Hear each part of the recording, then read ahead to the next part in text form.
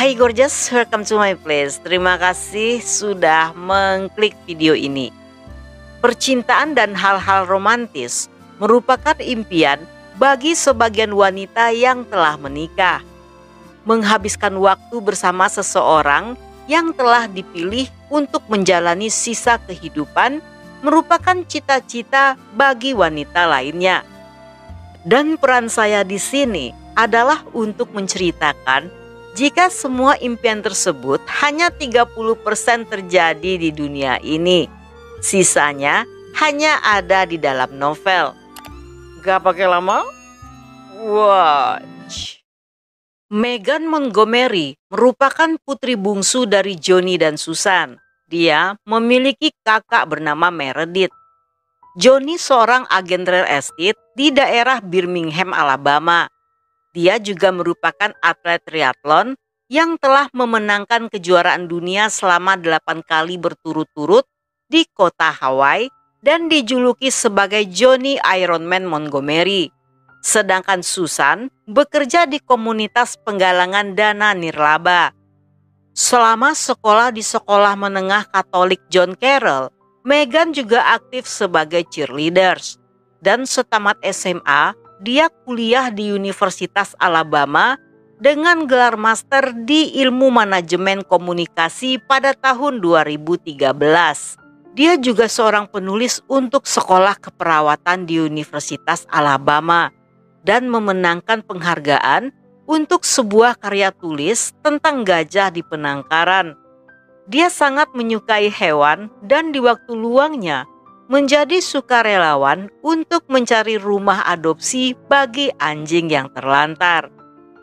Pada tahun 2015, Megan menikah dengan Chris Sykes, seorang mantan marinir yang bekerja di Universitas Alabama.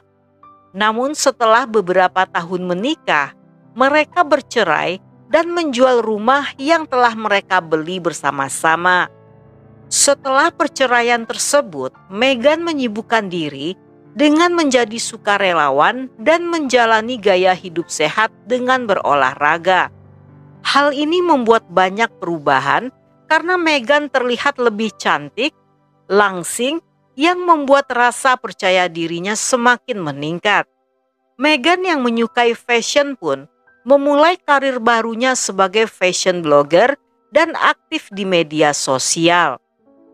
Di tanggal 23 Juli 2017, Megan bertemu seorang pria tampan bernama Jason McIntosh. Jason yang berusia 43 tahun merupakan seorang polisi di kepolisian Hoover yang juga merupakan putra dari seorang pensiunan kepala polisi. 6 bulan kemudian, Jason melamar Megan secara romantis di Orange Beach, Alabama. Megan memposting foto lamaran mereka di Instagram dan menikah setahun kemudian pada 2 Februari 2018. Dalam foto-foto pernikahan mereka, pasangan ini terlihat bahagia dengan pandangan penuh cinta satu sama lainnya yang bikin iri para jomblo yang sedang nonton video ini. Namun sayangnya, setahun setelah ulang tahun pernikahan pertama, di tanggal 23 Februari 2019 pada jam 3 pagi, 911 mendapatkan panggilan dari rumah Megan yang melaporkan telah terjadi KDRT. Saat itu Jason mengatakan bahwa dalam pertengkaran tersebut, Megan yang ketakutan berusaha melindungi diri dengan mengambil senpi milik Jason yang kemudian saling mereka perebutkan hingga mengenai tangan kanan Megan. Megan pun dilarikan ke rumah sakit Universitas of Alabama untuk memperbaiki tulang lengannya yang hancur dan mengajukan surat perintah penahanan pada Jason. Saat diinterogasi, Jason mengaku telah mengira senpi itu sebuah ponsel dan dia tidak sengaja menembak Megan. Namun polisi sulit mempercayai kesaksian Jason karena ceritanya sangat tidak masuk akal. Antara ponsel dan senpi bentuknya sangat berbeda dan mustahil jika mereka bertengkar tanpa mengetahui benda apa yang sedang diperebutkan. Ketika kondisi Meghan mulai membaik, dia pun diinterogasi dan saat itu walaupun mengaku jika kejadian tersebut merupakan sebuah kecelakaan, tetapi dia juga mengaku bahwa dia merasa sangat takut pada suaminya. Setelah pemeriksaan, karena Meghanlah yang pertama kali mengambil senpi tersebut, Meghan pun ditetapkan sebagai penyerang dalam pertengkaran itu dan dia gagal mengajukan perintah penahanan terhadap Jason. Namun jaksa menolak untuk mengajukan tuntutan pada keduanya.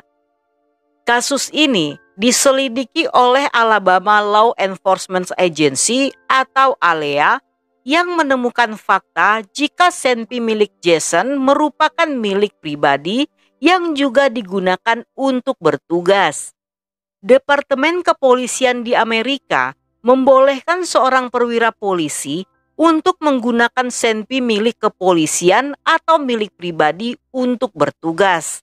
Dan jika satu saat nanti Jason pensiun, senpi tersebut akan tetap menjadi miliknya. Meghan sempat merekam beberapa percakapan dengan Jason tentang fantasinya untuk membunuh orang.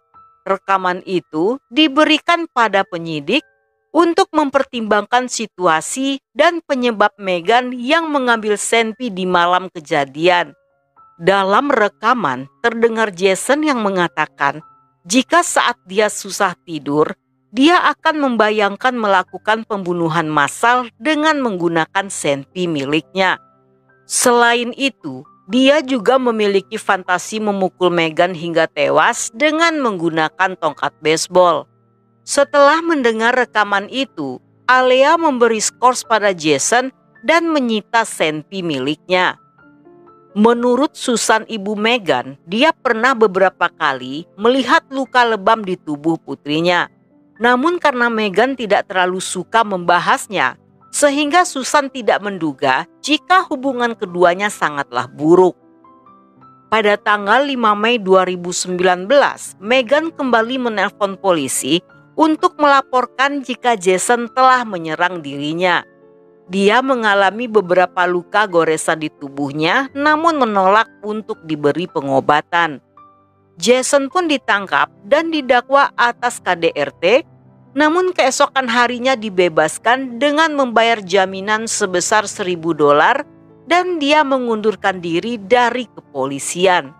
Saat itu Meghan berhasil mendapatkan surat perintah perlindungan dari Jason dan mengajukan gugatan cerai pada September 2019. Meghan pun pindah ke apartemennya sendiri dan dia terlihat bahagia serta kembali menjalani kehidupan lamanya. Dia mulai mendokumentasikan pengalamannya selama dalam masa pemulihan dari luka-lukanya sebagai upaya untuk membawa kesadaran bagi para korban KDRT lainnya. Sementara itu selama sebulan, Jason rajin mengirim SMS meminta pada kepolisian Alabama untuk mengembalikan senpinya dengan alasan dia mendapatkan pekerjaan sebagai penjaga keamanan. Di tanggal 15 November, Jason mendatangi stasiun polisi Alabama untuk meminta senpinya secara langsung. Seorang penanggung jawab kasus Jason bernama Vince Cunningham yang telah menyelesaikan kasus tersebut merasa tidak punya alasan lagi untuk menyita benda itu. Menurut asumsinya, jikapun Jason ingin menyerang Meghan, dia bisa saja membeli senpi baru dan tidak perlu repot meminta senpi tersebut ke kantor polisi. Karena hal itu, dia pun mengembalikannya pada Jason di tanggal 30 November. Sehari setelahnya, Jason yang menemukan Meghan bersama teman-temannya sedang berada di sebuah bar, mendatanginya dan mengajaknya untuk pergi. Walaupun saat itu Meghan ketakutan, tetapi dia setuju untuk ikut. Ketika salah seorang temannya bertanya siapa Jason, pria itu menjawab bahwa dia adalah suami Meghan. Keenam temannya merasa sedikit aneh ketika Jason yang baru datang memegang bahu dan belakang leher Meghan yang terlihat seolah mengintimidasi. Namun mereka tidak bisa berbuat apa-apa karena tidak tahu apa yang sedang terjadi. Mereka justru menduga jika mungkin saja Meghan telah melakukan kesalahan di belakang suaminya yang saat itu baru ketahuan. Yang di masa depan, mereka berenam sangat menyesal karena tidak menghentikan Meghan di hari itu. Pada tanggal 2 Desember jam 4.30 subuh, seorang petugas polisi yang patroli menemukan tubuh seorang wanita yang terkapar dalam genangan darah dengan satu luka tembak di punggung dan dua di kepala di tempat parkir Mountain Brooks Athletic. Polisi kesulitan mengetahui identitas korban karena tidak ada tas atau apapun yang ditemukan di tubuh tersebut. Keesokan harinya, keluarga Meghan yang tidak bisa menghubunginya menemukan mobilnya masih terparkir di bar dan melaporkannya sebagai orang hilang. Dari laporan itu, polisi menduga jika laporan tersebut kemungkinan berhubungan dengan wanita yang mereka temukan sehari sebelumnya. Setelah dipastikan korban tersebut adalah Meghan, polisi pun menangkap Jason. Pada 31 Maret 2021, Jason mengaku bersalah sebagai kesepakatan pembelaan agar dia tidak mengajukan banding. Dia divonis hukuman penjara selama 30 tahun dengan kesempatan pembebasan bersyarat setelah 15 tahun. Setelah kejadian itu, keluarga Meghan mulai mengumpulkan dana untuk pencegahan KDRT yang bertujuan agar meningkatkan kesadaran dan mengedukasi para pasangan tentang hubungan yang penuh kekerasan.